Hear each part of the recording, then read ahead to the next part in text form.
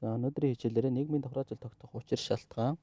За социологийн онол хандлагуудын ялгаатай байдлын талаар бол авч үзэх болно. За тухайлах юм бол нэгт Маркс буюу төрчлөлтөний онол, за хоёрт Веберийн үзэл, за гуравт Дюркхеймийн бүтцийн үүргийн онолын, за түүний хөгжүүлэлтийн талаар ерөнхийдөө хэрхэн яаж үзснийг нь хэдүүлээ үзэх болно гэсэн үг. Тэгээд ийшээ тусгал алга дээр хамтдаа ажиллах дараа. За нэгт бол Маркс бол ерөнхийдөө өмч ашиг сонирхлын ялгаа бүхий нийгэмдэр энэ хоёр анги байна тий. Эзэн анги, ажилчин анги. За дунд нь мэдээ завсрын ангиуд бол байгаа. За тэгээд энэ эзэн анги, ажилчин анги хоёр бол хоорондоо эрх мэдлийн ялгаа бүхий байдлаар бий болоод за тэрнийхээ төлөө бол хоорондоо зөрчилддөг гэж бид нар хичээл 2-ын хүрээнд бол үзсэн. Тэрийг та бүхэн сэргийн санацгад болно. За Марксыг бол ерөнхийдөө Вебер өмчөөс гадна орлого, эрхэж буй ажил мэргэжил гэсэн бусад хүчин зүйлүүд бол одоо тухайн давхраажил хүрэлтэд бий болдго юм байна гэж шүүмжиж хэлсэн. За энэ санаагаа бол статус бүлэг нам гэдэг зохиолууд дээр бол тусгаж өгсөн байгаа. За Марксийн үзэл санааг Веберийн үзэл санаатай нийлүүлээд all right буюу шүүмжлэлт онолын төлөөлөгчөл нийгэмдэр бол ерөнхийдөө энэ хянах эрх мэдэлтэй хийгээд хянах эрх мэдэлгүй ангиуд байна. За тухайлах юм бол капиталист анги, менежер анги, ажилчин анги, жижиг хөрөнгөтөн гэсэн юм дөрвөн анги байна гэж үзсэн. За тэрээр капиталист ангиуд бол өмчлөгч бөгөөд эрх мэдэлтэй хүмүүс.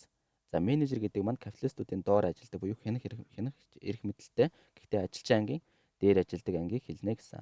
За ажилчин анги нь бол хөлбөмбөрөөрөө борлуулад цалин авж байгаа тэр ангиудыг хэлнэ. Ямар нэгэн хянах эрх мэдэл байхгүй. За жижиг хөрөнгөтөн бол за өмчлөгч, хянагч, за тодорхой хэмжээний цөөн тооны ажилтнаар бол хянах эрх мэдэл байна гэж Орайт бол үзсэн байдаг. Орайт буюу неомарксист онолынхон. За шүүмжлэлт онолынхон бол ерөнхийдөө нийгмийн дээд ангийнхны бол эрх ашигыг хамгаалахыг зорддог. За дараагийн нэг онол бол Дюркхеймээс үсэлтэй бүтцийн үүргийн онол. За тэд нар бол ерөнхийдөө нэр хүнд ажил мэргэжлийн ялгаатай байдлыг бол нийгмийн тохиолдлын суур шалтгаан гэж үздэг гэсэн үг. Зөрчлөөний онолынхон бол өмч болон эрх мэдлийг суур шалтгаан гэж үздэг. Энд бол нэр хүнд болон ажил мэргэжлийн ялгаатай байдал гэж үзэж байна. За зөрчлөөний онолын төлөөлөгч болох Парсонс тэгвэл зөнхлөх үнэлэмж гэж байгаа. За энэ нь тодорхойлолтын үнэ шийдвэрлээ. За тухайн нийгэмд зөнхөлж байгаа үнэлэмжийн дагуу хүмүүс бусад хүмүүсээрээ үнэлэгдэж зэрэглэгдэж байдаг.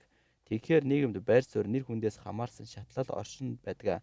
Тэгээд ер бусын хүчинтэй харилцах үнэлэмжийн зөнхөлж байгаа юм бол энд бол шашин буу санварта буюу дундад зүүн үед эдгээр хүмүүс нийгмийн дээд давхраажилтанд байна гэж үзсэн. Тэгэхээр за зөнхлөх үнэлэмжгээ тодорхойлолтоо цээжилж болно гэсэн үг. Өөрөөр хэлэх юм бол тухайн нийгэмдэр ямар үнэлэмж зөнхөлж байгаа юм бэ гэдгээс хамаарат нийгэмдэр тэдгээр хүмүүс өндөр байр суурь эзэлнэ гэж үздэг. Тэрнийхээ дагуу нийгмийн тохиолдол бий болно гэж үзэж байна. За дараагийн төлөөлөгч бол Дэвис Мурнаар. За эдгээр хүмүүс болохоор нэг хэсэг байр суурь нь бусдаас илүү чухал бөгөөд илүү өндөр ур чадварыг шаарддаг. Хүмүүсийн сонирхлыг татахын зэрэгцээ илүү хүндлэл хүлээж байдаг гэж байна. Тэгээд тухайн нийгэмд чухал бөгөөд илүү нарийн ур чадвар шаардах хөлбөрийн нийлүүлэлт бага байх тохиолдолд хөлбөмбөрийн зах зээлд илүү өндрөөр үлдэгддэг гэж үздэг. Тэгээд энийг цээжлэхдээ болохоор ур чадвар шаарддаг ажил гэж байгаа. За тухайлах юм бол орчин үед онгоцны нисгэгч те илүү өндөр ур чадвар шаардна гэдэг ч юм уу те машины жолоочоос вагоны жолоочоос тэгэхээр тэр хүмүүс бол нийгэмдэр өндөр байр суурь эзлэх нь. За мөн дээрээс нь энийг цээжлэхдээ бол Дэвис Муур унаа дөрвөн хөл дээр тогтох чадвартай байна гэдэг чинь Муур бол бусад амьтнаас илүү өндөр ур чадвар эзэмсэн учраас бол тогтож чадаж байна гэдэг ч юм уу тий. Ингээд тогтоож болно. За энэ Парсонс нэг болохоор танай ангид бол ерөнхийдөө нэг Парсонсод явж идэг хүн л ангид нэр хүндтэй байна гэдэг ч юм уу тий. Тэгээд тогтоож болно. За дараагийн хүн бол Уурнер. За тэрээр бол Янка хотод судалгаа явуулсан. Судалгаанд бол дэлгүүрийн эзэн болон эмч хоёр хамрагдсан байгаа. Тэгээд дэлгүүрийн эзэн бол эмчээс орлогоороо илүү ч гэсэн нэр хүндийн хувьд бол өөрийгөө доогуураа гэж үзсэн. За энэ нь бол жижиг хотод бол энэ судалгааны үр дүн бол биелэгдэх боломж. За тэгээд Уурнер юу гэж үзсэн бэ гэхээр босод хүмүүсийн зүгээс үнэлэх нэр хүндийн субъектив үнэлгээ хүндлэлээр хэмжих загварыг боловсруулсан гэж байгаа. Энэ нь юу гэсэн үг вэ гэхээр ерөнхийдөө бол субъективээр үнэлнэ гэсэн үг. Чиний эрхэлж байгаа орлого, ажил мэргэжил орлогоос үл хамааран чамайг үнэлж байгаа хүмүүс чинь чамаас өөрийгөө доогуур давхраажилт байдгаа гэж үзэх юм бол чи тэдний дээд давхраажилтанд байна гэсэн үг. За тэгээд энийг цээжлэхдээ бол ерөнхийдөө дэлгүүрийн эзэн эмч хоёр хоорондоо хэрэлдээл нэг нь дэлгүүрийн эзэн бол би чиний доор давхраажилтын хувьд чамаас доогуураа гэж яхад эмч нь үгүй чи надаас орлогоороо илүү эмч нь миний дээр байх хэрэгтэй гэж хэрэлдэж гэнэ гэд цээжилж болно гэсэн үг. За Дункан.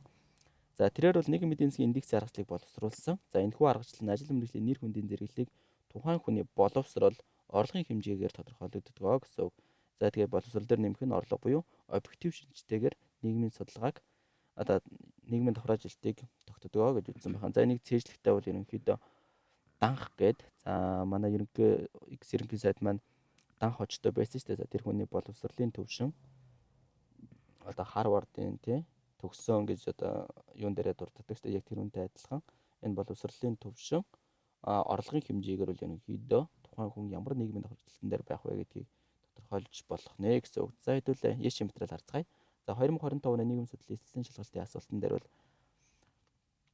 хоёр дахь асуулт нар ийм асуулт орчихсон байна. Нэр хүнд ажил мэргэжлийн байр суурийн ялгарлыг нийгмийн давхар ажилтны суурь шалтгаан гэж ямар эрдэмтэд үзсэн бэ гэж байна. За шууд ойлгомжтой нэр хүнд ажил мэргэжлийн суурь шалтгаан бол Дюркем За өөр нь болохоор дэлгүүрийн Фарсанс болохоор зөнхлөн хүлэмж, Орайт болохоор шүүмжлэлт онол, Дэвис Мор болохоор ур чадвар шаардсан ажилтан гэж хэлсэн бол энэний хариулт бол D байх нэ. За хоёр дахь нь Марксийн үзэл санаанд тулгуурлан Веберийн үзэл санааг харгалзан нийгмийн давхар ажлын судалсан судлаач нь хинбэ гэж байна. За шууд Орайт буюу шүүмжлэлт онолын төлөөлөгч байх нэ. За 2024 оны эсэлтийн шалгалтын асуултан дээр нэг хэсэг байр суурь нь бусдаас илүү чухал бөгөөд өндөр ур чадварыг шаарддаг хүмүүсийн сонирхлыг татахын зэрэгцээ илүү хүндлэл хүлээж байдаг гэж аль онолын ямар эрдэмтэд үзсэн бэ гэж байна. За нэгт бол бүтц үүргийн онолынхон тэгвэл бусдаас илүү чухал бүгд өндөр ур чадварыг шаардсан гэдэг нөө Дэврээс Муур үнжин дөрвөл дээр тогтох чадвартай гэдэг Дэвис Муур нар байх нэ. 2-ын D. За B баримт дээр тухайн нийгэм зөнхөлж байгаа үнэлэмжийн дагуу хүмүүс бусад хүмүүсээр үнэлэгдэж зэрэглэгдэж байдаг гэж аль онолын ямар эрдэмтэд үзсэн бэ гэж байна. За нөгөө нэг бусад хүмүүсээс үнэлэгддэг нөгөө дэлгүүрийн эзэн эмч хоёр хоорондоо уурлаад нэгнийхээ дээр гарч байна гэд яжсэн. Тэгэхээр 2-ын А буюу бүтц үүрэг онолын уур нар байх нэ гэсэн үг. За хичээл таалагдсан бол саба дараад лайка дараад мөн дээрээс нь 2 сарын бэлэн цахим сургалт байгаа тул та бүхэн сонирхвол энэ доор байгаа Facebook хаяг руу чат бичээрэй.